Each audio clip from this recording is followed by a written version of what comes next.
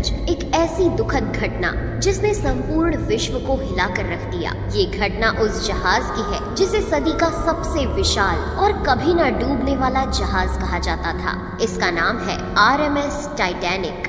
दोस्तों, टाइटैनिक की कहानी शुरू होती है 19वीं शताब्दी की शुरुआत से। उस समय जर्मन और ब्रिटिश में होड़ मची थी बड़े बड़े जहाज का निर्माण करने की। इसलिए ब्रिटेन सरकार ने एक ऐसा जहाज बनाने का फैसला लिया जिसकी सजावट और कद एक आलीशान महल से भी बड़ा हो, जो इस सदी का सबसे बड़ा जहाज कहलाए। इसलिए ब्रिटेन सरकार ने व्हाइट स्टार लाइन कंपनी को जहाज बनाने के लिए करोड़ों डॉलर का लोन दिया। इसके बाद 31 मार्च 1909 में नॉर्थ आयरलैंड के बेलफास्ट में शुरू हुआ टाइटैनिक का निर्माण। लगभग 15,000 इंजीनियर और कारीगरों ने 3 साल कड़ी मेहनत करके पानी में चलता एक भव्य और आलीशान जहाज तैयार किया। इस जहाज को 16 अलग अलग कंपार्टमेंट्स में बनाया गया था, जो पूरी तरह से वाटर टाइट थे। इसकी इसी खूबी के कारण ही इसे अनसिंकेबल जहाज कहा जाता था। 2 अप्रैल 1912 को टाइटैनिक बनकर तैयार हो चुका था। इस जहाज की भव्यता का एहसास जितना बाहर से होता था, अंदर जाकर वो दुगना हो जाता था। व्हाइट स्टार लाइन ने जब यूरोप और अमेरिका के बीच टाइटैनिक की सेवाओं का ऐलान किया तो लोग इसकी पहली यात्रा को लेकर रोमांचित हो उठे। 10 अप्रैल 1912 को टाइटैनिक 920 यात्रियों के साथ इंग्लैंड के साउथहैम्पटन से न्यूयॉर्क की तरफ निकल पड़ा। कहा जाता है कि जिस समय टाइटैनिक अपनी पहली यात्रा के लिए तैयार था, तब इसे देखने के लिए 1 लाख से अधिक लोग बंदरगाह पर आए थे। साउथहैम्पटन से निकलकर टाइटैनिक 42 किलोमीटर प्रति घंटे की रफ्तार से शाम को शेबर्ग, फ्रांस पहुंचा और यहां से 274 यात्रियों को लेकर टाइटैनिक क्वींसटाउन, आयरलैंड पहुंचा और यहां से भी 123 यात्रियों को लेकर टाइटैनिक अपने अंतिम सफर न्यूयॉर्क के लिए रवाना हुआ। टाइटैनिक जब आयरलैंड से निकला तब टाइटैनिक को उसके रास्ते पर आइसबर्ग मौजूद होने की पहली चेतावनी मिली, लेकिन जहाज के कप्तान एडवर्ड जॉन स्मिथ ने इस चेतावनी पर कुछ खास ध्यान नहीं दिया और जहाज की रफ्तार कम नहीं की, जो कि अपनी फुल स्पीड में समुद्र को चीरता हुआ आगे बढ़ रहा था। रात होते होते कप्तान एडवर्ड स्मिथ को लगभग 6 चेतावनी वाले संदेश अन्य जहाजों द्वारा दिए जा चुके थे, लेकिन कैप्टन स्मिथ ना ही जहाज की रफ्तार कम करना चाहते थे और ना ही इन चेतावनी को गंभीरता से लेने वाले थे, क्योंकि कैप्टन स्मिथ अपने आखिरी रिटायरमेंट और टाइटैनिक की प्रतिष्ठा में एक और रिकॉर्ड जोड़ना चाहते थे। वे टाइटैनिक को विशाल जहाज होने के साथ इस सदी का सबसे तेज जहाज होने का दर्जा भी दिलवाना चाहते थे। 14 अप्रैल की उस अंधेरी रात को कैप्टन स्मिथ ने सुरक्षा बरतने के लिए जहाज के 2 क्रू मेंबर्स फ्रेडरिक फ्लीट और रेगिनाल्ड ली को जहाज के ऊपर निगरानी के लिए तैनात किया, ताकि वो किसी भी खतरे की जानकारी तुरंत कैप्टन को दे सके। उस रात समुंदर एकदम शांत था, आसमान में चांद नहीं था, इसलिए उन्हें सिर्फ तारों की हल्की रोशनी ही मिल रही थी। तभी अचानक 11:39 पर निगरानी पर तैनात फ्रेडरिक फ्लैट ने जहाज के ठीक सामने एक काला सा पहाड़ देखा। उन्हें बर्फ की चट्टान नहीं दिखी। ये देख फ्रेडरिक तुरंत समझ गया कि टाइटैनिक के सामने एक विशाल आइसबर्ग है। फ्रेडरिक फ्लीट ने एक क्षण भी न गवाते हुए 3 बार घंटा बजा दिया और फिर तुरंत फोन पर खबर दी, बर्फ की चट्टान बिल्कुल सामने है। ये सुनते ही सारे अफसर जहाज को मोड़ने की कोशिश करने लगे। अचानक हुए डिसीजन से कैप्टन ने टाइटैनिक को उस बड़े आइसबर्ग से दूर ले जाने की सारी कोशिशें की, लेकिन अफसोस 11:40 पर जहाज के राइट साइड का निचला हिस्सा उस बड़े आइसबर्ग से टकरा गया। टकराव इतना जोरदार था कि इसने 3rd क्लास में रहने वाले यात्रियों को एक बड़ा झटका दे दिया था। यात्रियों को पता उस वक्त लगा जब टाइटैनिक को एक जगह पर रोक दिया गया और इंजन बंद कर दिए गए। जैसे ही ये खबर फैली कि जहाज टकरा गया है तो लोग यहाँ वहाँ भागने लगे। पूरे जहाज पर खौफ का माहौल था। जब टाइटैनिक आइसबर्ग से टकराया था तो उसने दबाव के कारण जहाज के निचले हिस्से की प्लेट्स को चीर दिया था, जिससे जहाज के दाईं साइड में 300 फीट तक की कीलें बाहर आ गई थी। कीलें बाहर आ जाने से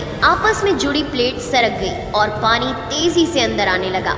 वहीं जब जहाज के निचले हिस्से में पानी भरना शुरू हुआ तो थर्ड क्लास में रहने वाले सभी यात्री ऊपर की ओर भागने लगे। इस घटना से चिंतित होकर टाइटैनिक के डिजाइनर थॉमस एंड्रयूज ने कैप्टन को बताया कि जहाज के 5 कंपार्टमेंट में पानी भर चुका है और कुछ ही समय में पानी डेक के ऊपर से बहते हुए एक एक करके सारे कंपार्टमेंट में भर जाएगा। इसके बाद सभी लाइफ बोट को बाहर निकाला जाने लगा, लेकिन उस समय टाइटैनिक पर केवल 20 ही लाइफ बोट्स मौजूद थी, जिसकी कैपेसिटी लगभग 65 यात्रियों की थी। लेकिन अफरा तफरी और घबराहट में लाइफ बोट में केवल 28 से 30 यात्रियों को ही चढ़ाया गया। इस बात पर सवाल भी उठे कि कैप्टन होने के नाते स्मिथ को इस बात की जानकारी थी कि जहाज में कितने यात्री हैं और कितनी लाइफ बोट्स हैं। फिर भी कई नावों को बगैर पूरी तरह भरे जाने दिया गया और इसी वजह से ज्यादा लोगों की जाने गई। उस रात जहाज पर चारों तरफ खौफ का माहौल था, लेकिन इसी बीच वहाँ मौजूद म्यूजिशियंस का एक दल अपनी जिंदगी की परवाह ना करते हुए मौत से बेखौफ होकर अपनी आखिरी सांस तक संगीत की धुनों को बजाता रहा, ताकि मरने वाले अपने आखिरी पल कुछ खुशी से बिता सके।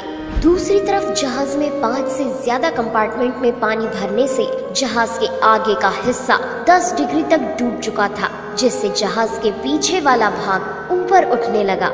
लगातार बढ़ते दबाव के कारण 2:20 पर टाइटैनिक बीच से टूटकर अलग हो गया। मात्र 2 घंटे 40 मिनट में कभी न डूबने वाला टाइटैनिक अपनी पहली ही यात्रा में अटलांटिक महासागर की गोद में समा गया था। इस दुखद घटना में 1517 लोगों की जानें गई। इसमें से अधिकतर लोग डूबने से नहीं बल्कि 2 डिग्री सेल्सियस के ठंडे पानी में जमने के कारण मारे गए थे। टाइटैनिक के डूबने के 2 घंटे बाद करीब 710 लोगों को बचा लिया गया था।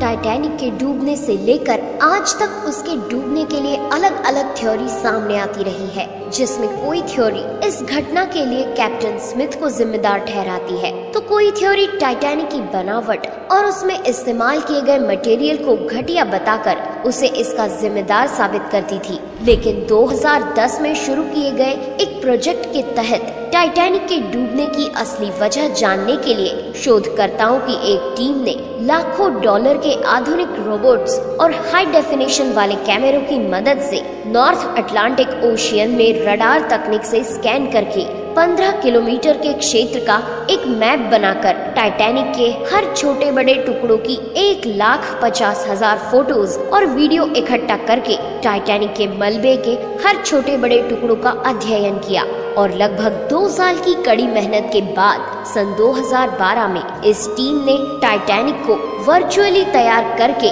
इसके डूबने की असली वजह को जानने का प्रयास किया। टाइटैनिक के डिजाइन और उसको बनाने में इस्तेमाल मटेरियल पर कई तरह के एक्सपेरिमेंट करने के बाद टीम ने पाया कि टाइटैनिक के डिजाइन में कहीं कोई कमी नहीं थी और न ही उसमें इस्तेमाल किया गया मटेरियल घटिया क्वालिटी का था। दरअसल इस टीम के मुताबिक रिसर्च में पाया गया कि टाइटैनिक के डूबने का मुख्य कारण उसकी तेज रफ्तार थी, क्योंकि तेज रफ्तार से जब आइसबर्ग टकराया तो उससे हजारों टन का दबाव जहाज के निचले हिस्से पर पड़ा और इससे दबाव वाली जगह पूरी तरह क्षतिग्रस्त हो गई और फिर जहाज के 5 कंपार्टमेंट में पानी भर जाने से जहाज आगे से डूब गया।